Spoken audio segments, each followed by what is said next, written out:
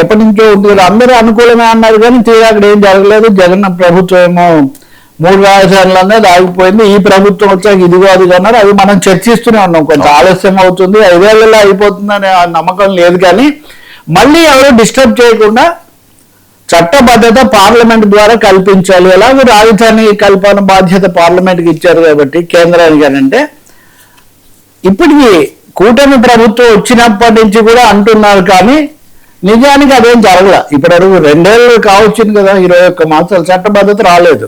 చివరకు మొన్న కేంద్ర మంత్రివర్గం ఏదో చర్చించిందని చట్టబద్ధత ఎప్పటి నుంచి కల్పించాలి, అది కూడా మీ ఆంధ్రప్రదేశ్ కేబినెట్ ఒకటే చేస్తే సరిపోదు కదా, మళ్ళీ సమస్య రావచ్చు.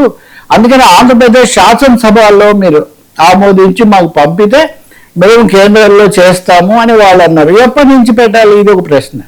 2015లో శాసనసభ అమరావతి అని ఒక మాట అనుకుంది, కానీ తర్వాత 3 రాజధానులను అది ఆగిపోయింది.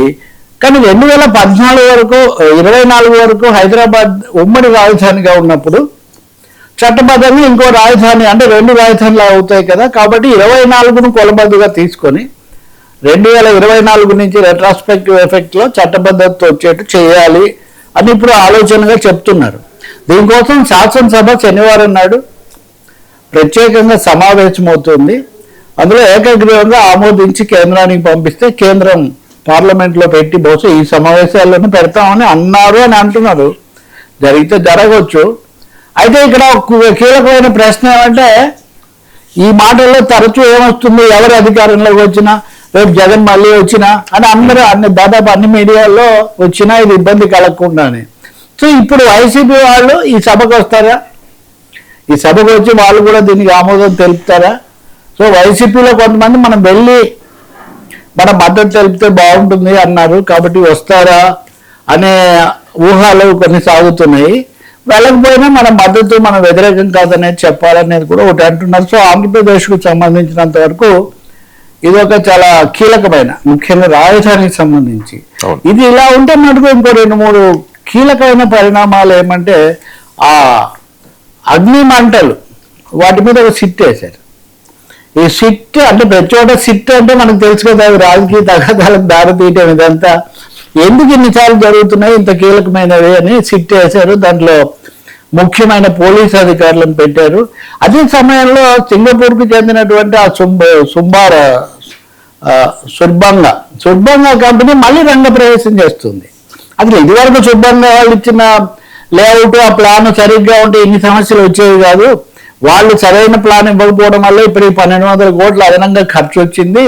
మళ్ళీ సింగపూర్ సీక్రెట్ అంటే ఎందుకు సింగపూర్నే మళ్ళీ తెచ్చిపెట్టుకోవాలి, వాళ్ళేమో మేము రాము మేము వెనక్కి వెళ్ళిపోతామని వాళ్ళు చెప్తుంటే అదే కొన్ని ప్రశ్నలు.